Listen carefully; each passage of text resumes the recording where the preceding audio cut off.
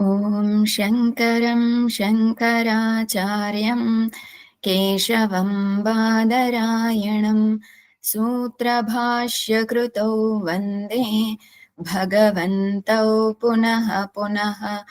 ईश्वरो गुरुरात्मेति मूर्तिभेदविभागिने व्योमवद्व्याप्तदेहाय दक्षिणामूर्तये नमः।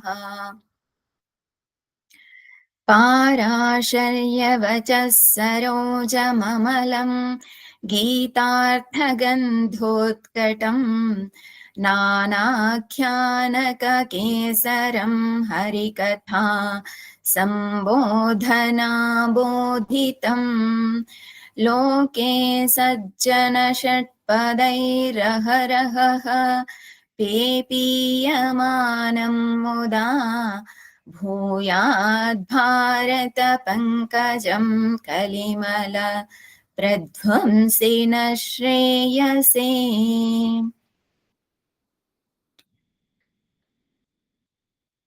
భారత పంకజం ఈ శ్రీ భారతం అనేటటువంటిది పంకజం లాంటిది.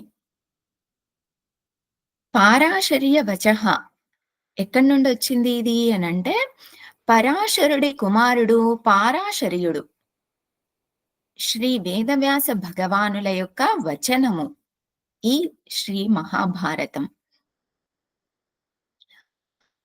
సరోజం అమలం. మరి ఈ వేదవ్యాస భగవానుల యొక్క వచనాలు ఎలా ఉన్నాయి అనంటే, సరోజం. సరోజం అంటే సరస్సులో నుంచి పుట్టినటువంటిది సరోజం. సరస్సులో నుంచి పుట్టినటువంటి ఆ కమలం ఏదైతే ఉందో అది ప్యూర్‌గా ఉంటుంది. శుద్ధంగా ఉంటుంది. ఎటువంటి మలినాన్ని కూడా తాకదు. భగవంతుడి యొక్క వచనాలు అంత శుద్ధంగా ఉన్నాయి. ఏంటా వచనాలు అనంటే, గీతా అర్థం. గీతాయాః అర్థం గీతార్థం.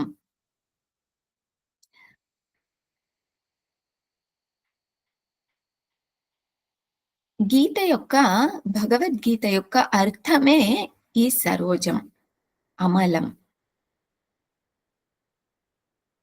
గంధోత్కటం. గంధం అనేటటువంటిది ఏం చేస్తుంది? మంచి సువాసనని ఇస్తూ చెడు సువాసనని తొలగిస్తుంది. అలాగే ఇక్కడ కూడా ఈ భగవద్గీత యొక్క అర్థం ఏం చేస్తుంది అనంటే, మనలో ఉన్నటువంటి విపరీత భావాలు ఏవైతే ఉన్నాయో వాటన్నింటినీ కూడా తొలగించి వేస్తుంది. నేను సుఖంగా ఉన్నాను, నేను దుఃఖంగా ఉన్నాను, నేను కర్త అని, నేను భోక్త అని, ఇవన్నింటినీ కూడా తొలగించి వేస్తుంది ఈ భగవద్గీత యొక్క అర్థం. మనం అర్థం చేసుకోగలిగినప్పుడు.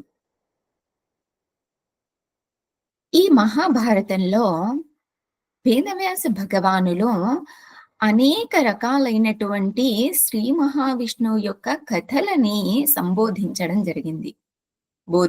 జరిగింది. ఎందుకు అనంటే, సులభంగా అర్థం చేసుకోవడానికి అవకాశం ఉంటుంది గనక. కథల రూపంలో చెప్పినప్పుడు మనం సులభంగా అర్థం చేసుకోగలుగుతాం. అదే కథ రూపంలో కాకుండా ఉపనిషత్తు స్థాయిలో వివరించారు అనుకోండి, మన బుద్ధి అనేటటువంటిది స్వీకరించడానికి, అర్థం చేసుకోవడానికి సామర్థ్యం లేదు మన బుద్ధికి. సిద్ధంగా లేదు మన బుద్ధి వాటన్నింటినీ కూడా గ్రహించడానికి. కాబట్టి సులభమైనటువంటి కథల ద్వారా వేదాంతాన్ని వేదవ్యాస భగవానులు మనకి అందించడం జరిగింది. మరి ఎవరు వింటున్నారు? ఎవరు చదువుతున్నారు ఈ కథలన్నింటినీ అనంటే, లోకే సజ్జన షట్పదైః అహహ అహహ పీపీయమానం ముదా. లోకంలో ఉన్నటువంటి సజ్జనులు ఈ నారాయణుడి గురించి వింటూ లేదా అధ్యయనం చేస్తూ అహహ అహహ ప్రతిరోజు, అహ అహ అంటే ఈరోజు అలాగే రేపు 2 సార్లు ఇచ్చారు కాబట్టి ఈ 2 రోజులు అని అర్థం కాదిక్కడ. అహహ, అహహ అంటే ప్రతిరోజు, ప్రతిరోజు ఈ హరికథని వింటూ, ఆస్వాదిస్తూ ఆనందాన్ని పొందుతూ ఉన్నారు. పీపీయమానం ముదా, ముదా అనగా ఆనందం. పీపీయమానం తాగుతూ ఉన్నారు. ఆనందమనేటటువంటి కథల ద్వారా పొందేటటువంటి ఆనందాన్ని తాగుతూ ఉన్నారు. కలిమల ప్రధ్వంసి నః శ్రేయసే. మాకు శ్రేయసే భూయాత్. మాకు శ్రేయస్సు కలగాలి. శ్రేయస్సు అంటే మంచి కలగాలి. ఏ రకంగా? కలిమల ప్రధ్వంసి. మన హృదయంలో ఉన్నటువంటి కలి. కలి అంటే మనందరికీ తెలిసిందే. ఏంటి? చెడు ఎక్కడ ఉంటే అక్కడ కలి ప్రభావం ఉంది అనంటాం. కలి అంటేనే మలము అని వేదవ్యాస భగవానులు తెలియజేస్తున్నారు. మరి ఆ మలం ఏంటి? మనలో ఉందా? లేదా? అనంటే ఎవరిలో అయితే